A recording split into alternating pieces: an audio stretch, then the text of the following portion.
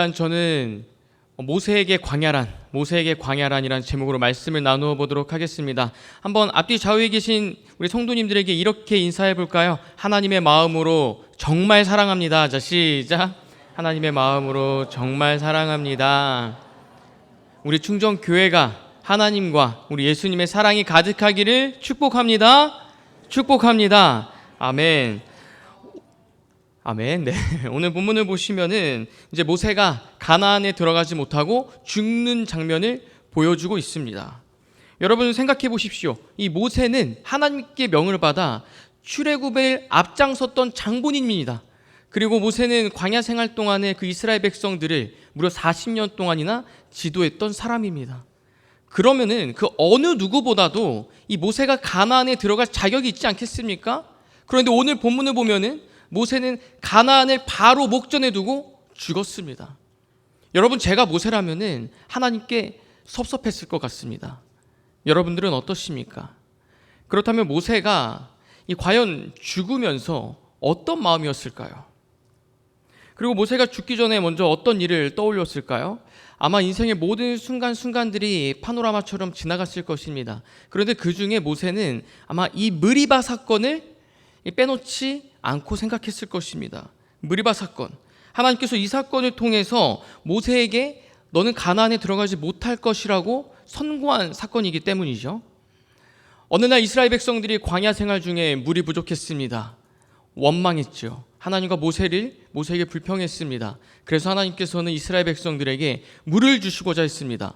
모세를 불렀습니다. 모세야, 너는 반석을 향해서 외쳐라.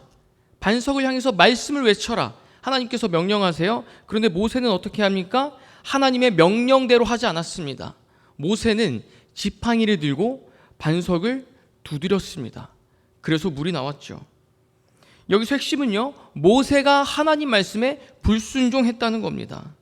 그래서 하나님께서 이렇게 말씀하십니다. 민수기 20장 12절 말씀 화면에 나타나 있는데요, 이 말씀을 보시면은 요즘 이겁니다. 너희가 나를 믿지 아니한 고로 너희는 가나안 땅에 들어갈 수 없느니라.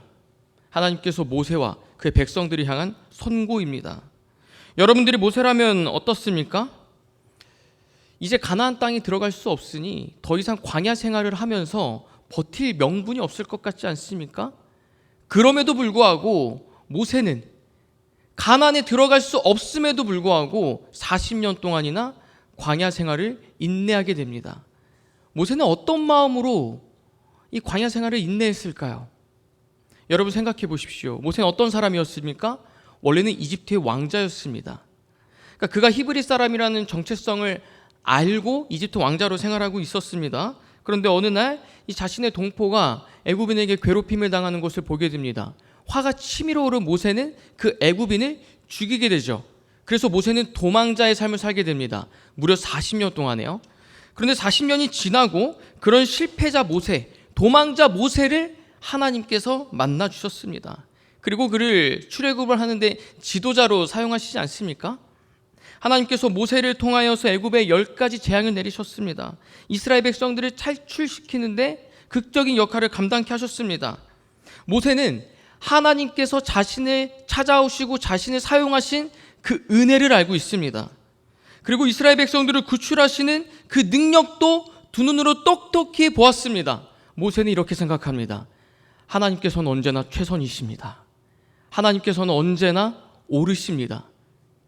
모세가 그렇게 생각하는 가운데에서 느리바 사건 때 자신이 가나안에 들어가지 못함을 통보받았을 때에도 그저 실패라고 생각했겠습니까, 여러분? 아니죠. 내가 가나안에 들어가지 못하고 죽음을 맞이한 그때에도 하나님께서는 최선이십니다. 하나님께서는 옳으십니다. 이러한 심정이지 않았을까요? 그렇다면 여러분, 가나안에 들어간 모세는 실패입니까? 실패라고 말하는 순간 우리는 하나님의 계획과 뜻도 실패라고 말할 수밖에 없게 됩니다.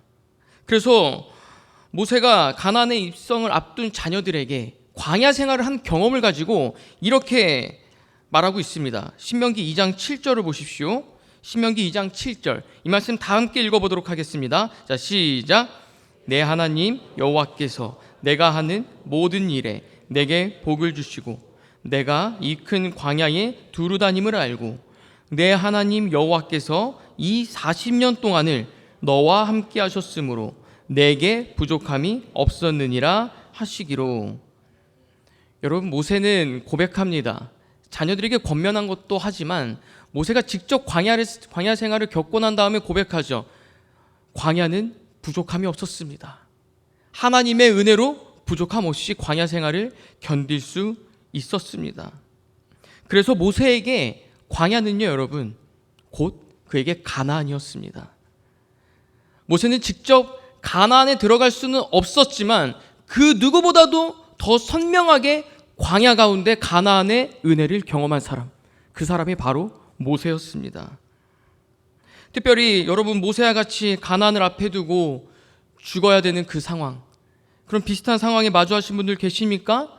그런 상황 속에서도 하나님이 옳으십니다, 하나님만이 최선입니다 라고 고백하는 여러분들 되셨습니까? 다윗은 고백하죠. 시편 86편 10절, 제가 정말로 좋아하는 말씀인데요, 다윗은 이 어려움과 공고함 상황 가운데 이렇게 고백합니다. 무릇 주는 위대하사 기이한 일들을 행하시오니 주만이 하나님이시니이다. 할렐루야.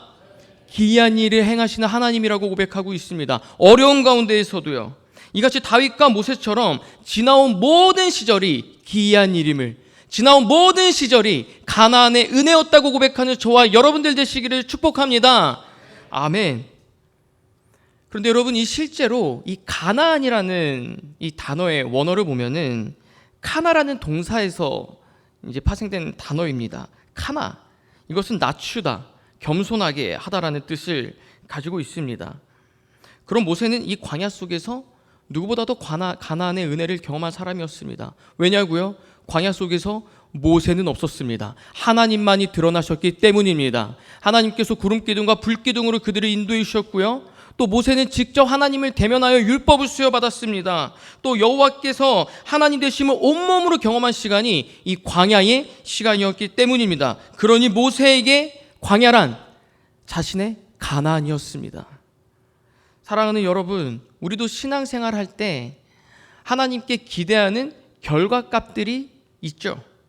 하나님, 내가 신앙생활을 이만큼 하고 있으니 좋은 결과로 꼭 보답해 주셔야죠. 이만큼 헌신하고 있으니 하나님, 나에게도 가나안 땅과 같은 은혜를 허락해 주셔야죠 라고 우리는 바랍니다. 그런데 우린 이렇게 되지 않으면 시험에 들 때가 있지 않습니까? 여러분, 기억하십시오. 신앙생활은 우리의 공로를 인정받는 것이 아닙니다. 신앙생활은요, 하나님의 공로를 찬양하는 것인 줄 믿으시기를 바랍니다. 그게 맞다면 신앙생활을 잘하는 모든 사람들이 다 삶에서 부유해져야 되는데 그게 아니잖아요, 여러분. 신앙생활은요, 가나안에 들어가느냐 들어가지 못하느냐가 아닙니다. 우리 신앙생활은요, 눈에 보이는 성공이냐 실패의 잣대로 평가하는 것이 아닙니다. 여러분들의 지금 삶 속에서 가나안의 은혜를 경험하고 있냐, 경험하고 있지 않느냐, 이것이 훨씬 더 중요하다는 것입니다. 그러니 여러분, 우리는 삶의 모든 형태의 결과는 하나님께 맡겨드리십시오. 우리는 결과를 향해 나아가는 그 과정 중에 최선을 다해서 하나님의 은혜를 붙잡으면 됩니다.